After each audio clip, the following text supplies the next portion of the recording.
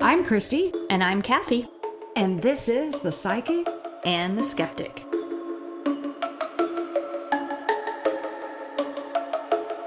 Welcome back to The Psychic and the Skeptic. And on this episode, we are talking about past lives and reincarnation.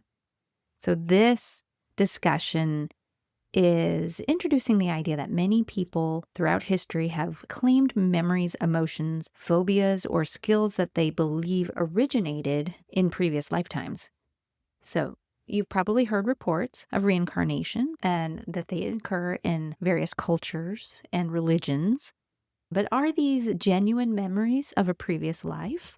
Or are they products of memory, suggestion, culture, psychology, or coincidence? As you would expect to hear from the skeptic. And this has always been a topic that I've been interested in just because I think from my perspective as the psychic, I don't have enough evidence to say that it 100% exists, but yet I don't have also enough evidence to say that it doesn't. Right. I So mean, I'm on the do any fence. of us. This could get way deep into religious and philosophical beliefs here. This is usually something that religion covers, and we'll talk about that. But what influences, how does the brain work in this process? And you have to dig into what you believe and what are your core religious beliefs. Yeah, and then when you look into things that are documented, you're like, I don't know. It makes you scratch your head and say, Right. maybe, but That goes on to like when we were talking about psychic detectives. Like, how do people have this information that's not common knowledge? right. And then to discover later these supposed memories of somebody reincarnate describes and then archaeology verifies Mm-hmm. before the archaeologic discovery was even made. That's pretty compelling. I mean, is Yeah. it coincidence or not? Maybe, maybe not. So I may need to open up my open skeptic side a little bit here and maybe lean towards believer when it comes to that. But what are the logical explanations out there that help to explain from a neuroscience point of view? Right. And maybe we need to explain to our listeners exactly what is reincarnation. Sure. So it is the belief that an individual's consciousness or their soul, their essence, whatever you want to call it, survives a physical death but comes back and is reborn into a different body. Now, this could be, say, if they're born in the 1500s originally for their first life, they die. Maybe they don't come back until the 1700s, but they come back. And supposedly, one of the main reasons for reincarnation is that the soul needs to come back and learn different lessons in order to be complete, to heal, to be able to ultimately reach the perfect soul. Right. It's described like a continuity of your identity, like you're picking up where you left off, but in a new age. Correct. Yeah. And there's a lot of different traditions that will teach reincarnation. And there's some that teach against it. So I guess it, like you said, depends on how you were raised, what your cultural beliefs are. So that's where modern researchers have to balance the difference here when we talk about religion and theological doctrines, because research doesn't want to go into that area. That goes into beliefs and faith. What can they study? They can look at the reports of the remembered past lives and try verification through historical documents and such. And some of it is just, can we take these stories for what they're worth? Can we believe, is this person trustworthy? Do they have some psychological problems? So research is looking into those things versus the theology behind what's going on. Right. And I don't really know if there's going to be 100% scientific No. proof. Like you I- said, person's documented accounts or their experiences. So, you got to Right. take that and make your own. Yeah, what kind of documentation, what kind of physical evidence do we have that Right. supports the stories? And some are very compelling. And whether it's true or not, some of these stories are really cool. And it's almost like you hope it's real, because that's a neat thing. But whether you believe in an afterlife, and does your soul remain and come back and return to complete a mission or to carry on a new mission? what is your core religious belief about the afterlife?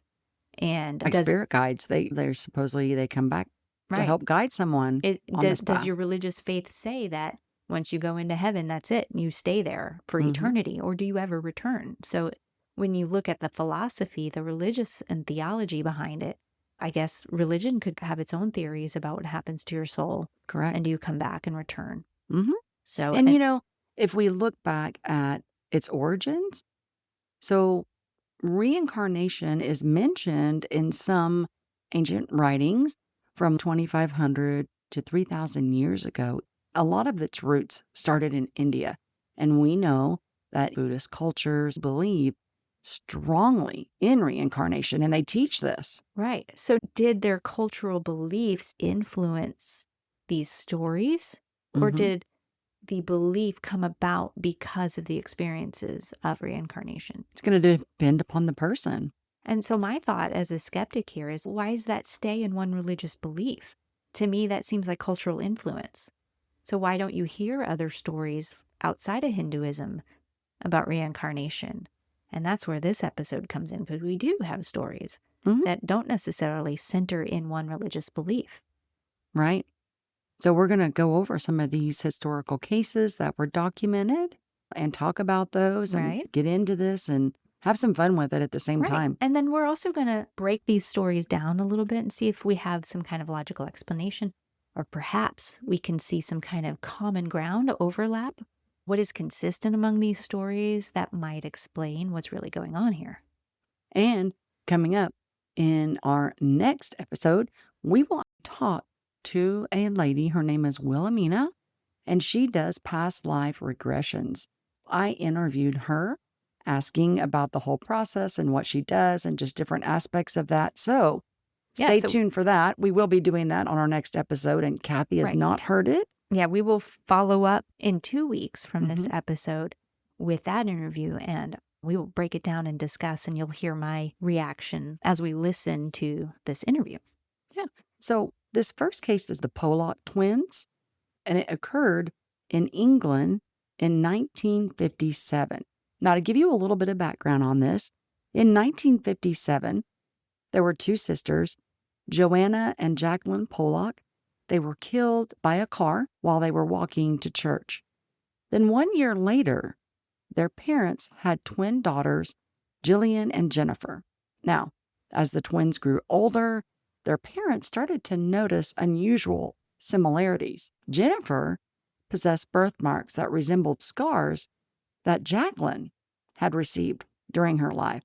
Now, what I find interesting about this is because I have heard that a person's scars represent wounds. If you were to get stabbed, or if you have a scar, Yeah, I mean, and when you have these birthmarks in your life, supposedly those are where you were injured, and that's yeah, a wound from a previous life. that's the we can get into the explanation behind that, but that is part of the belief. So you're saying birthmarks are just evidence of a previous scar An injury, yeah. and an injury from Mhm. a past life. I've heard that. Yeah. Now, Yeah, whether or no, not I've heard that's of true, I that. don't know. I've heard of that too, and obviously I don't believe that to be true, only because birthmarks are very common in areas where people can also have injuries. So I think people make that correlation because they want that connection and that belief to occur. It could. So, from a medical standpoint, since you are a licensed nurse, Mm-hmm. what causes a birthmark? What is a birthmark on a person? It depends on the type, because some people might see a hyperpigmentation as a birthmark, so just extra melanin in that area, or extra blood vessels, just the way your DNA in your body was made. It's not necessarily a birth injury or a scar from a birth injury, although people can have those as well. You might have heard of port wine stains. It's just in your DNA, but there's no proof behind whether that is something that is evidence of an injury from a past life. There's no way to make that connection there. No, I know. My curiosity was just what causes the birthmark right, in our lives now. Why do some people have them? Why are some bigger than others? You explained that. So Yeah. that was interesting Yeah, to me. but there's a different variety of the types of birthmarks, so they're not all one and the same. Okay. Well, to continue on with this, sorry, didn't mean for us to get no, off that. sidebar. No, I think it's good to take these conversations with the way our train of thought is going. Sure, Because maybe our absolutely. listeners are having these questions as these topics come up. So, Right. yeah. So these twins, as they started to grow, they would play games that their deceased sisters used to enjoy and really liked. They would also ask about these places that they had never previously visited. And they also identified toys that had belonged to their sisters, Joanna and Jacqueline. Now, these girls show clear recognition of locations, just identified things that were connected with their older sisters. And this case became very famous because in England, the belief in reincarnation was not culturally accepted at the time. The girl's father believed strongly in reincarnation, though. So some of the arguments are that even though they lived in England and it wasn't culturally accepted, some may think that there's power of suggestion from the dad. There's probably still grieving the loss of their Oh, girls. sure. And so they probably grew up hearing these stories. And lots of families keep their memories alive and they Mhm. teach children who come into a family after a child has passed.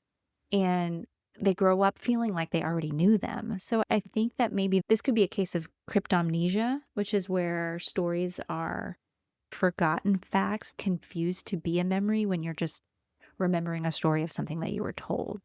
And sometimes I think grieving parents would probably talk about the girls that have passed without realizing they do. It might become part of their daily living. And these young children, even toddlers, soak up so much Yeah. that they probably absorb some of these stories, all the while their parents are thinking they never heard me or they're just too young to understand what we say. We don't give kids enough credit sometimes in their intelligence and what they can pick up on from what's going on with the adults. Absolutely. And I'm sure they had photographs of the girls, You would around the think, house right? and stuff. So, Mhm. yeah, no, I could definitely see that from your point of view. And that's a very common explanation for some of the stories that you might hear about children, especially if families see resemblance in children that come later. How many siblings do you know that have a lot in common? They have very similar genetic makeup. Mhm. Perhaps they had a lot in common, and genetics might explain that. That's true. I agree with you. This case, however, it remained very controversial in England. Sure. You can see why. Mm-hmm. Um, Goes against the religious beliefs and culture. Sure. yes, absolutely. So let's touch on another case. So I'm going to butcher this name. Oh, I know. Uh, We got lots in here. yes, it's in the 1970s and it's in Myanmar. Okay. And it's Maung Nyo. That sounds good to me. Right. MYO. I'm just going to call this one Miang. So, as a child, Miang claimed he had once been a Japanese soldier during World War II. Now, he displayed some unusual characteristics, like he had this strong interest in the Japanese culture. And that right there kind of caught my attention because this is something as from the He's psychic. not from Japan. He's from Myanmar. Right. And one of the things that caught my attention was sometimes they say that if you are drawn to a certain time, like a certain era or a certain culture, so say you're American, but you feel like you're very Japanese or whatever the case may be, then that's because you lived a previous life within that culture. So he was drawn to the Japanese culture. Right. And this time period that he's relating to is only 30 years prior. So Correct. he's a child in the 1970s. So it's still pretty current in a sense. That's like us looking at the 1990s. Right, but I have heard, though, there doesn't have to be hundreds of years Sure. in between. To me, that helps the skeptic viewpoint because it's still pretty current and there's probably still information and cues out there just in life that are reminders of World War II. And kids can have interest in other places. It might be exciting to see influence from other countries and you want to Mhm. relate to that because it's an adventure, right? Right. And the theory behind that I've heard is that, let's say he's drawn to World War II when we know that was in the 40s, right? Mm-hmm. And then here it is 30 years later. So let's say, okay, from the metaphysical point of view, let's say he was a soldier, killed in battle, and then decides to come back 30 years later. So they say with reincarnation, that's possible with a soul. And I also see and hear your point of view too, which makes sense. So not only did he have this strong interest in the Japanese culture, but he also displayed some behaviors that was very uncommon within his community. He also was able to give these descriptions of military experiences and fear time responses associated with wartime memories. Now, that is very interesting to me, too, because he described being killed during military operations. And I know you are prior military, so that makes me think, how would he know how to respond with wartime memories unless he was there? Or he could have been influenced and heard it, television. Suggestibility, social influence. Again, the difference in time here isn't very long. Right. So he may be around older adults who are having their own conversation, and he's the fly on the wall just hearing these stories. And subconsciously, he's creating these memories. He's imagining, he's combining memory with story, and his brain is being tricked into thinking these memories are his own. So it's possible, and we know how complex our brains are. And memory construction has a piece to do with that, because humans don't store memories like recordings, right? We reconstruct them as we recall them. So it's like taking bits and pieces and rebuilding a story. And so sometimes our imagination can get involved there. And and even 30 years difference, the war is still going to be very strong in remembrance. People are going to be like, oh yeah, this just happened 30 years ago. And you can take bits of what you read or what you heard, and with your imagination, you can trick your brain into feeling like you actually lived it. You can sit here with your own imagination and try to put yourself in a place. How many times do they say with hypnosis, go to your happy place, and you're picturing yourself on a beach when you're tired and it's a Friday and you want to leave the office, right? Yeah. So you're literally putting yourself in that place, and now you're tricking your brain into thinking that's a true memory. That's interesting that you say that, because our guest that we're interviewing on our next episode, Wilhelmina, she uses hypnosis to bring her clients into their past life regressions. I'm looking forward to that. Not to break it down or critique it so much, but are we being really careful with hypnosis in the fact that we're not creating memories for people rather than pulling actual memories from their subconscious?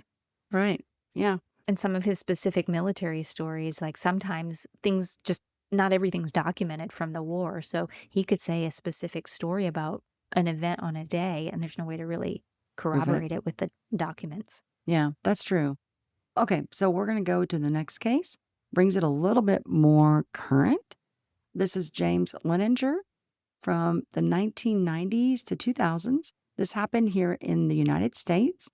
James was born in Louisiana in 1998. At the age of 2, he began suffering these reoccurring nightmares involving a plane crash. Now, his parents said James would tell them that his airplane was shot down and that he flew from a ship, and that his name in a prior life was also James. A fellow pilot that he flew with had the name of Jack Larson.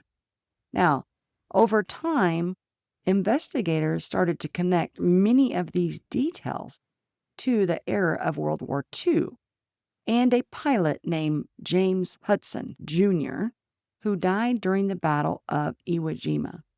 James also demonstrated unusually advanced knowledge even of military aircraft.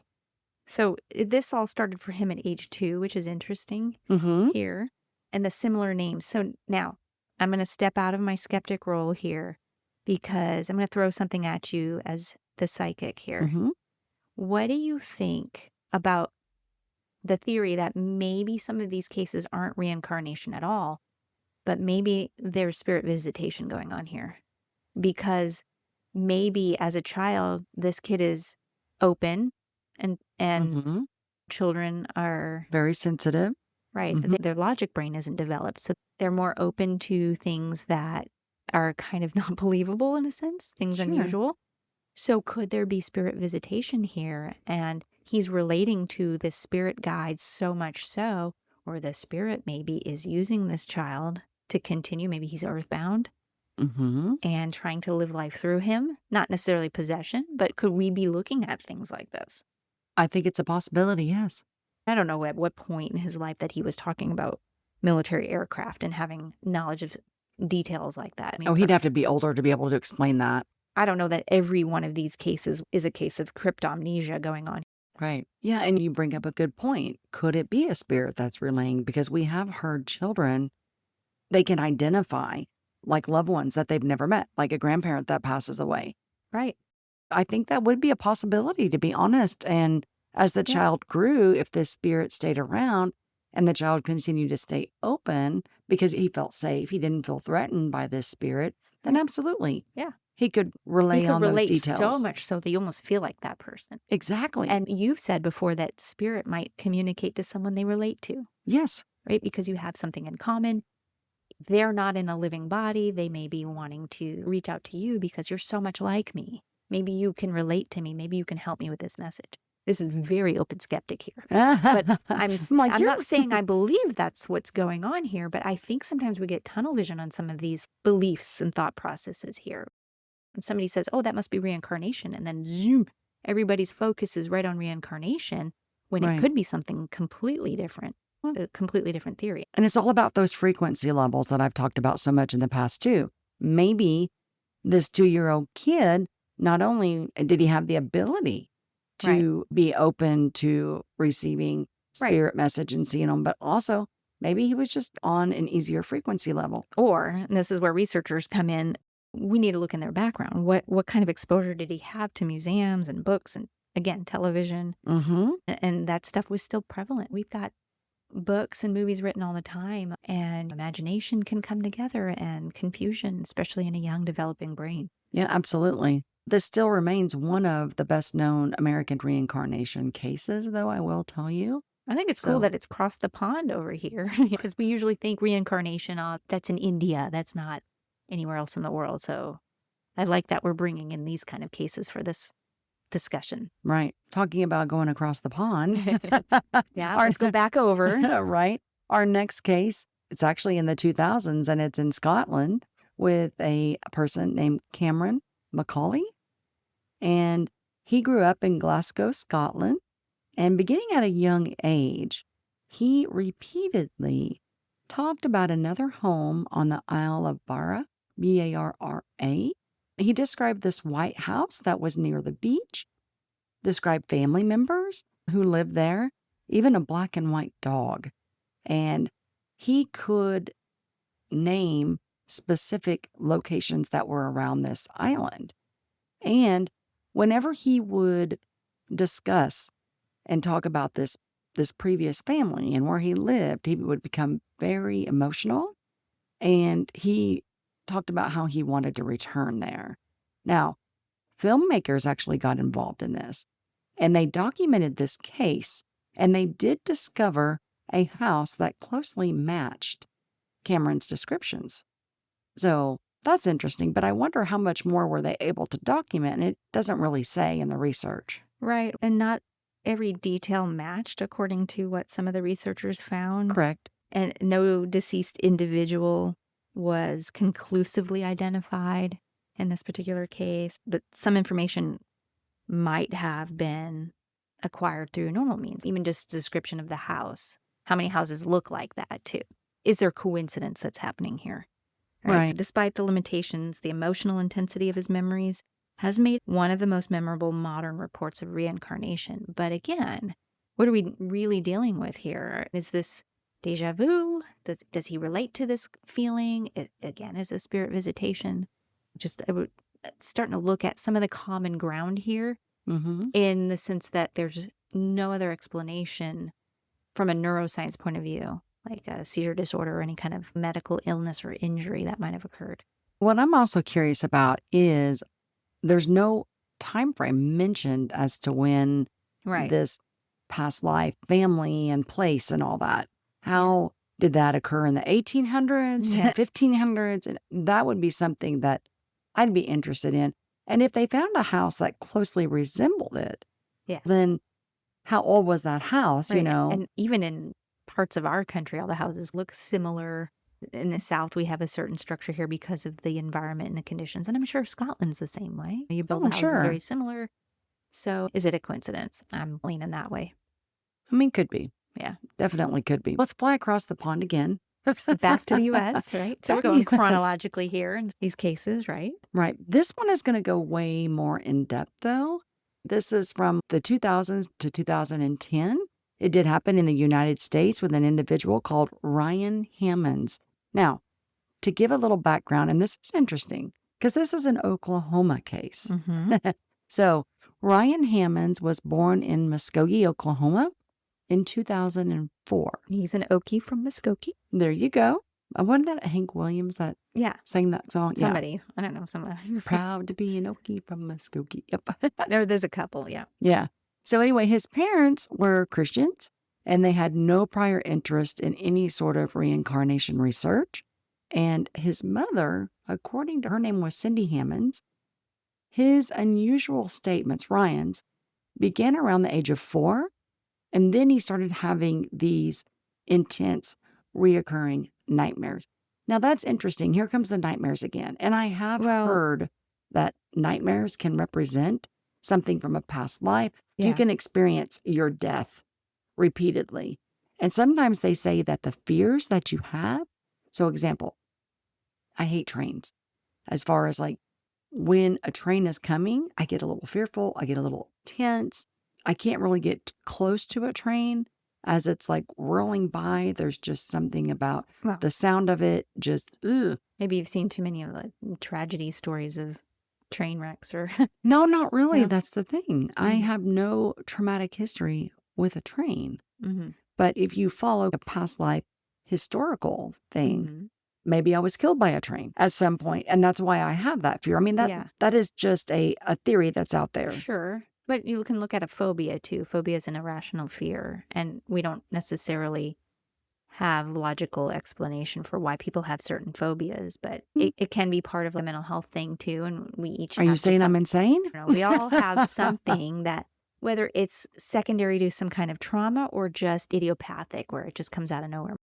So if there's like anxiety or OCD or anything like that, a phobia can come about in connection to other disorders. But then some people just have this irrational fear and they don't really have any connection to a psychological disorder or trauma. And I did research what causes a phobia. A phobia is a mix of genetics, like brain chemistry, and some sort of environmental triggers. So a traumatic experience, like what we were saying. Yeah. Right?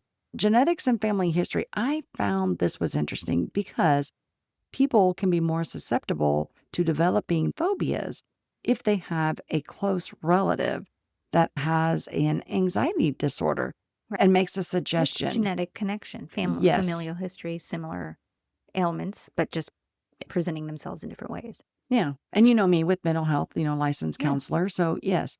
And then there's this brain chemistry and function. Phobias can also be tied to how your brain processes fear.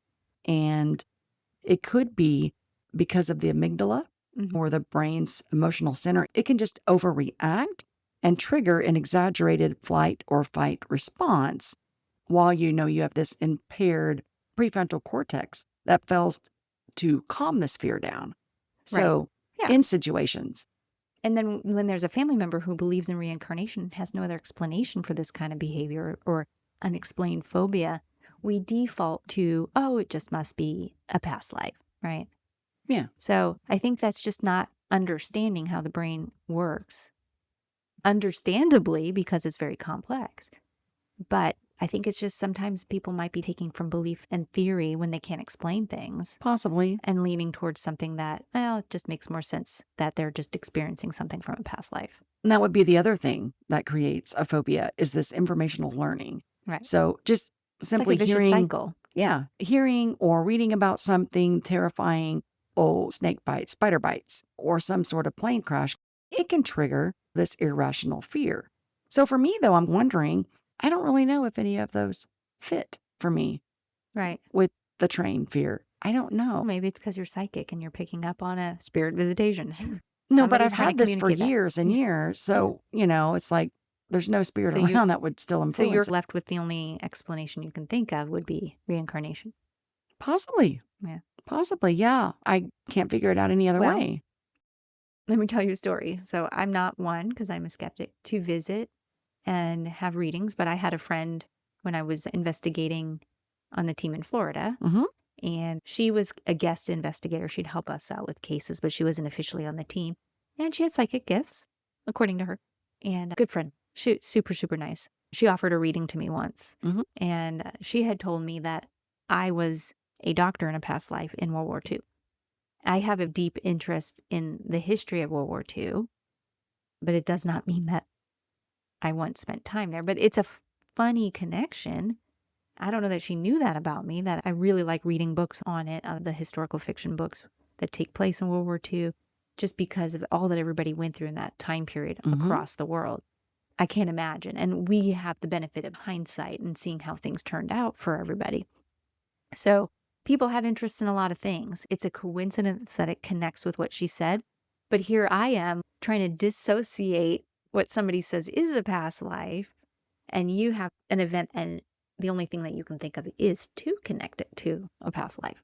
Right. And just like you were mentioning, an interest in certain past eras. So for me, I have an interest in the Wild West in the 1800s.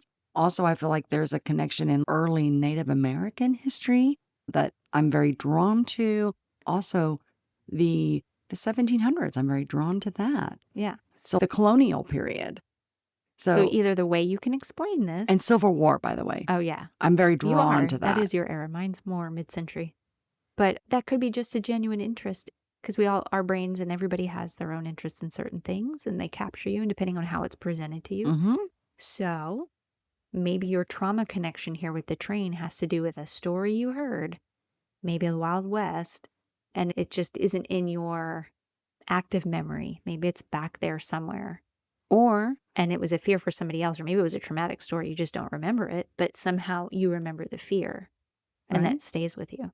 Or maybe I lived back in the Wild West. We're going to analyze each other here. Yes. And I was actually hit by a train and killed. And so Hey, I'm not going to knock it. Maybe that's what happened.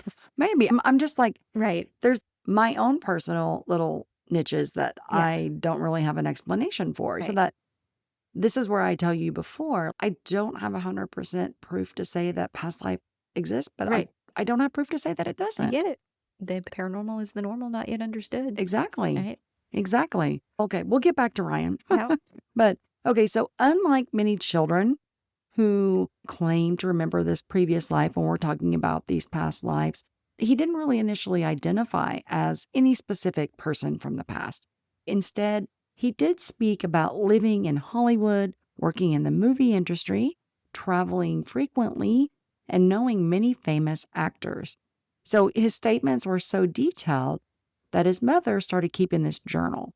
Remember, she's not really one for past life, but she began keeping this journal of everything that he started to say before any historical match had even been identified. So no research was done. She just copied this information down and then did the historical research. Yeah. So that's interesting there. That's how we do some of our ghost hunts too.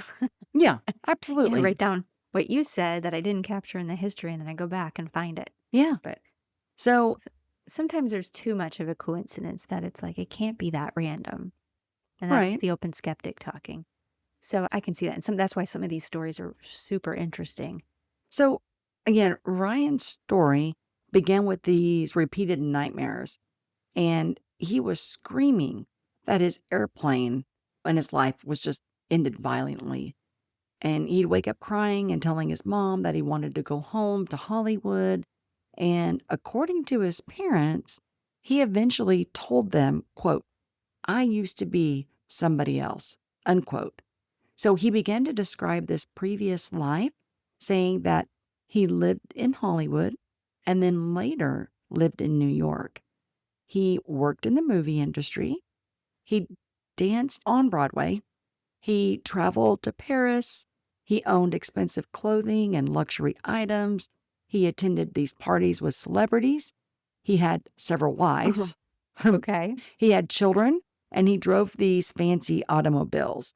Now, he demonstrated these behaviors that his parents consider very unusual for a young child. Yeah, this started around age 4, right? Mm-hmm. Yes. And they found that he was very fascinated with old Hollywood films, big band music, formal clothing, dress shirts, ties, vintage sunglasses, and he frequently would play like he would act like this movie director. And he would organize other children into this imaginary film production and repeatedly spoke about Hollywood as though he had personally lived there. Some kids from an early age get influenced by someone that they've observed, like a teacher, and then that's all they do is they pretend play. This is normal development for a child. They pretend play that they are that person. Sure, Like just they're like a teacher, they sculptures. set up your classroom Mhm. because of somebody who influenced them or something that impacted them. A story, Yeah. a cartoon, a movie. And it just becomes this obsession over time Yes. because they really want to absorb and learn about it. So is that the case here for him? Was Maybe. he really, did some story happen to pass on the television? The parents forgot that he saw this story and it was about a plane crash, or maybe it was a documentary about somebody or something he heard on the news, and it's overlapped with this other influential figure that he saw, like an actual person in their story. Right? No, it just seems like the more likely explanation. And when it's an easier explanation, it's more likely to be true. Let's see if this changes your mind, because we're going to get even more detailed into this case. Mm-hmm. So this is going to lead us into what's known as the discovery of Marty Martyn. Okay. Now, Okay. one day, Ryan and his mother were looking through a book about old Hollywood films. Now, while viewing this still photograph from the 1932 movie called Night After Night, Ryan pointed excitedly to an obscure background actor and said, "Oh, that's me." So this individual was eventually identified not as a famous actor, but as a relatively unknown Hollywood figure named Marty Martyn. Now, Martyn had worked as a dancer and movie extra and later became a very successful Hollywood talent agent. This Martyn guy died in 1964, which was approximately 40 years before Ryan's birth. Now, again, we just talked about that 30-year time gap Yeah. difference. So here now we have 40s. So what made this case unusual was that Marty Martyn was not a household name, not someone like Marilyn Monroe or Elvis Presley or somebody big. So, Yeah, but this is like them trying to connect him to somebody. Correct. And he just happens to point to say he didn't say his name was Marty Martyn. He said No. he just said that's me. right here, yes. Yes. So then the Okay. parents find out who that is. Is your name Marty? Yeah, I'm 4. And again, since he wasn't a household name, right? Yeah. Research began. And researchers initially struggled to identify him because he appeared only briefly in the one film and he had little public information available at the time. Who's researching? Because how do these parents get somebody to research this? It doesn't Is it like a say. yeah. It doesn't say. Maybe his mom researched it. I don't know. Yeah. Well, we do know that a psychiatrist, Jim Tucker, also researches reincarnation, and he did get involved. And he was continuing work by his mentor, Ian Stevenson, who was doing work in the same area. Tucker considered the case noteworthy because Ryan's mother had all of those statements written down and documented this before anyone knew Marty Martyn's name. So they were able to take the statements she recorded and compare them against historical records once they identified who this guy was. Right. So Ryan's mother had about 230 statements written down, about 55 were later considered verified, and about 15 appeared incorrect or implausible. Was that 15 out of the 55 or 15 out of the 230, I wonder, that were incorrect? Probably in addition, like 55 were verified, another 15 were incorrect or implausible. And then the rest just couldn't be verified, I guess. Right. Okay. Yeah. I think that's just trying to make things connect where maybe they don't. So can you find coincidence in overlap in stories and a random 4-year-old pointing on a screen? you know? It would be interesting to know what those 55 statements were that were able to be verified.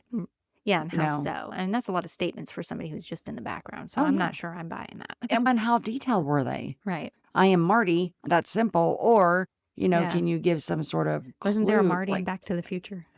oh, yes. And you know what? That's like my number one favorite movie ever, the Back to the Futures, especially the first one. But Yeah. anyway, I digress. But how detailed were their statements pretty much? That's what I want to know. Yeah, So and maybe that's the case that's going on here. We've got time travelers. Just kidding. We should do an episode on time traveling. That would be, and I Oh know we did gosh, time that slips, gets into but philosophy. Yeah, you could.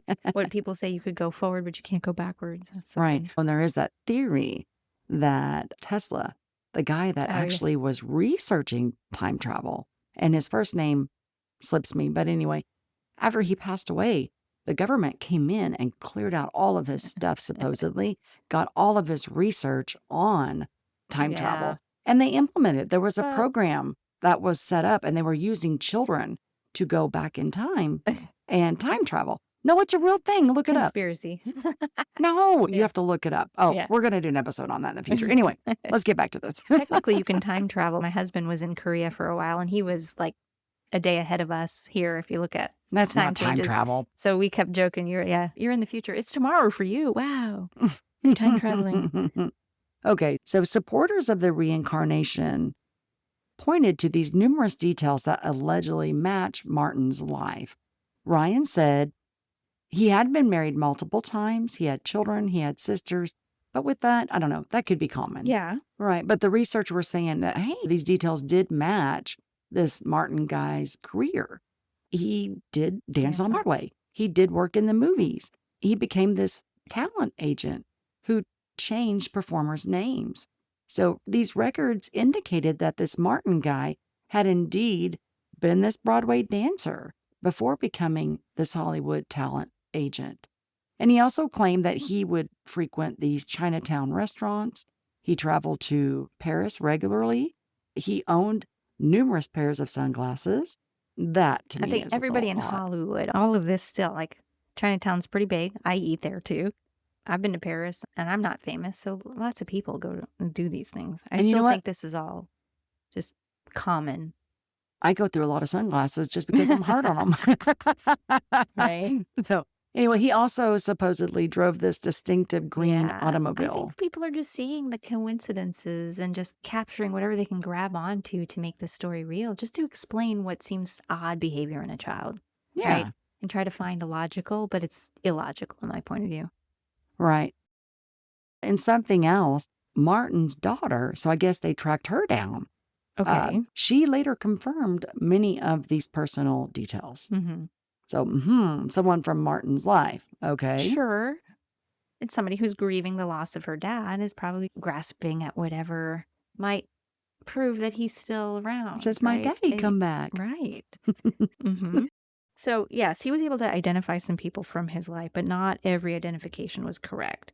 He made mistakes during some of the tests when they were researching, and they acknowledged that the testing procedures were not perfect, of course. How are you going to really Exactly.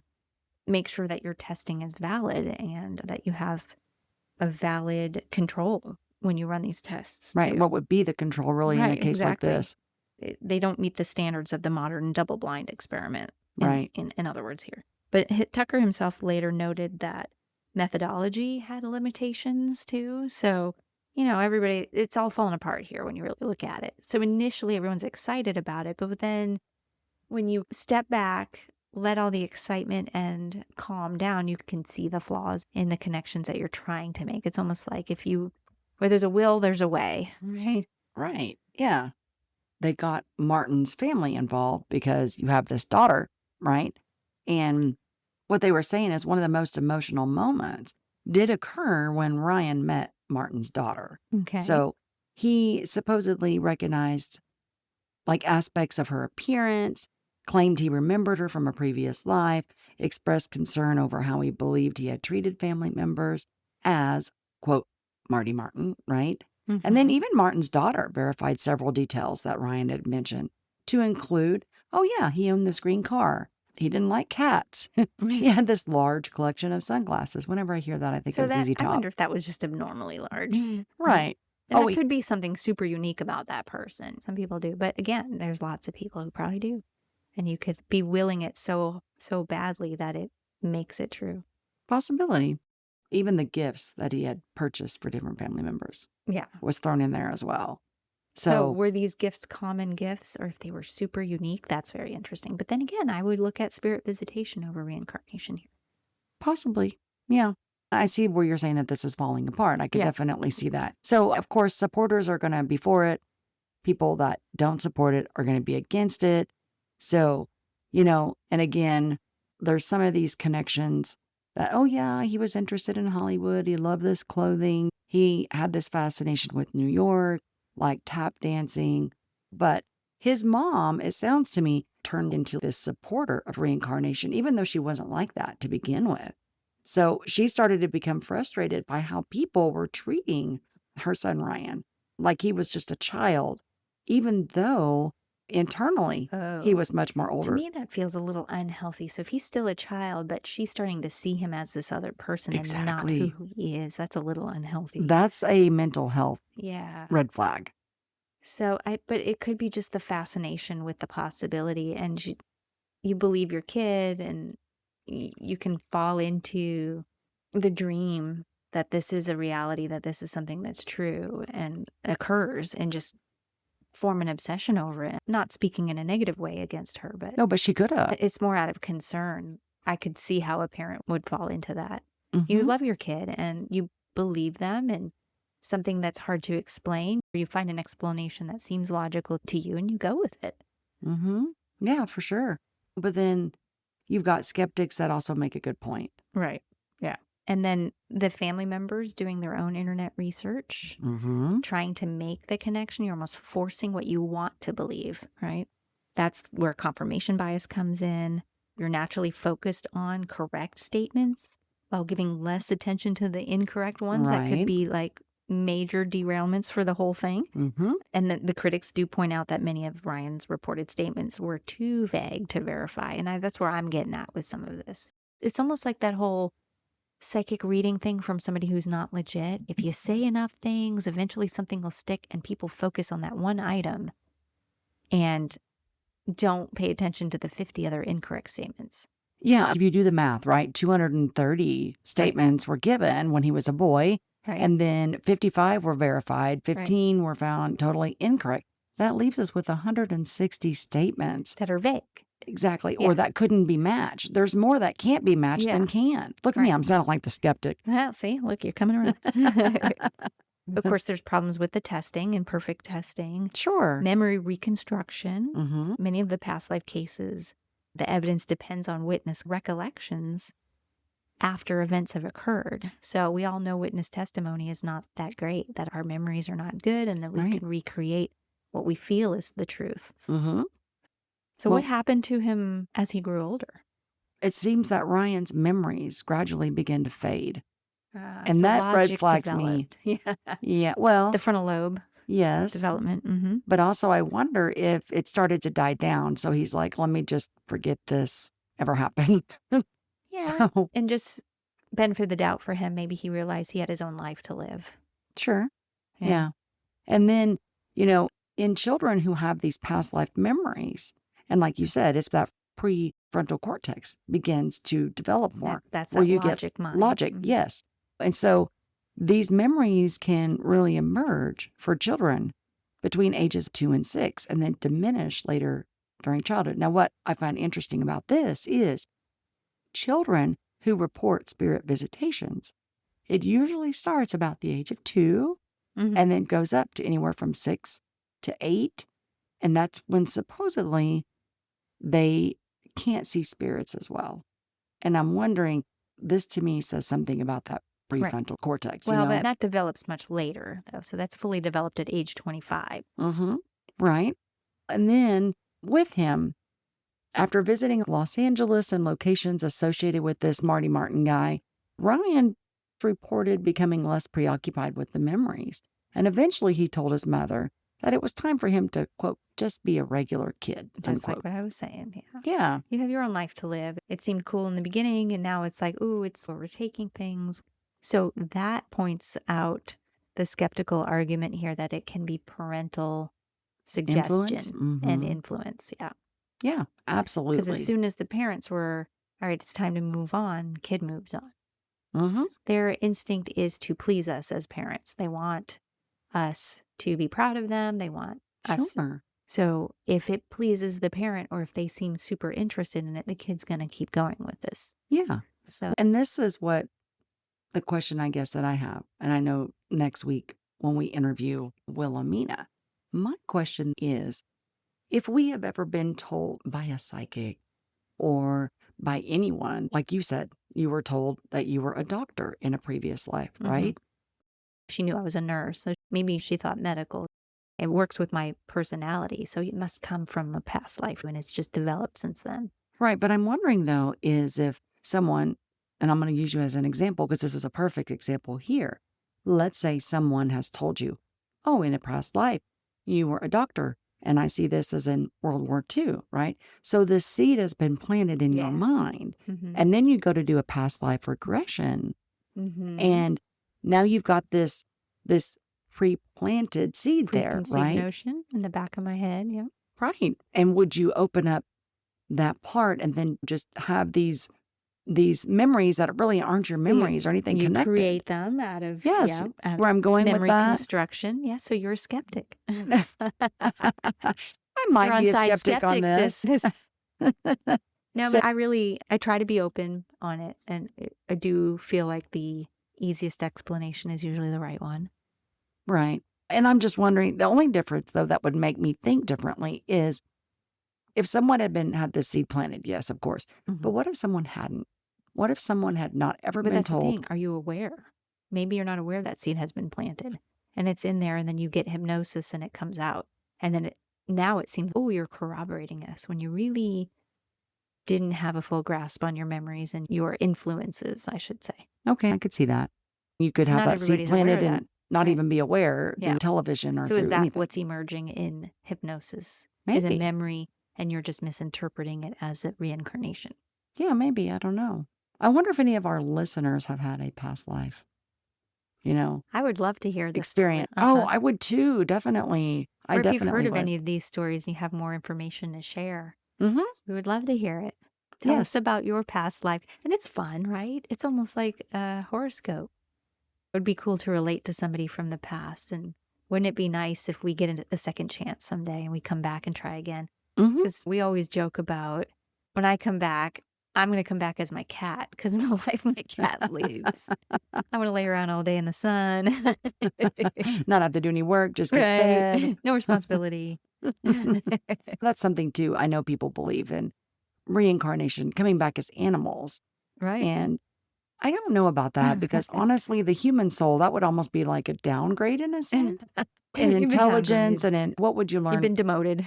Exactly. What would you learn from becoming an animal? Yeah, and of course, we make light of this, but we understand this is true beliefs in certain cultures, and I'm Absolutely. open to the insight somebody might have on their belief. But And No, I have- honestly, we mean no disrespect Yeah, to any culture ever. at all. I This is mean, for if that's fun. what you believe, then absolutely. yeah, no, we have respect, obviously, for people and their thoughts, and we can't validate any of this for sure. This is all discussion and debate and theory, and with respect, of course. And deja vu even comes into this, comes Yep. into play. And I've had that. I've had it where I might suddenly be doing something. I'm like, oh, wait a second. Yeah. I've done this before, right? This You've is deja vu. experienced this emotion. It feels very similar to something else, and it's surprising and alerts you to it when it occurs. But the Yeah. brain is fascinating and Oh, how it absolutely. works. It's always interesting to dig deeper into neurology and make those connections. And I'm not saying that there's not some kind of spiritual connection of what's going on with our physical scientific brains. Right. Maybe we should do an episode on deja vu. Yeah. That might be interesting. So let us know what you want to hear. Write us in if any of those topic ideas or you have any idea of your own you want to share with us. And absolutely, if you've had an experience Yes. with reincarnation, past Tell us your lives, story. We may share it on a future yes. episode or at least discuss it during an episode. we may even interview you. You never know. Right. So we know that this is a part 2 so far, right? Because we got Yes. part 1 here that you just listened to. Stay tuned. In 2 weeks, Yes. we will feature the interview with our friend. She does those past life regressions through hypnosis, and her Mhm. name is Wilhelmina. A great lady. She is a jack of all trades, a great artist. Oh my gosh, I've seen some of her art. Beautiful. We'll have to post some of that on our Instagram. Oh, yes. for her Well, to and we'll watch us share all too. of her links too. Sure. She's very talented, very Yeah. talented. So, That'll but be yeah, fun. stay tuned for that next Yep. this next Listen, episode. and you'll hear the conversation and our reaction and discussion about the points that she brings up. Absolutely. And again, thank you guys so much for all of our listeners. Hi, Jill. And those who are very faithful to hear us every time. And thanks for our sticking with episode. us on our bi-weekly episodes. Yes, we appreciate you. So you can find us at Yeah. So you can find us wherever you enjoy your podcasts, and thank you for listening. because the paranormal is the normal. Not yet understood.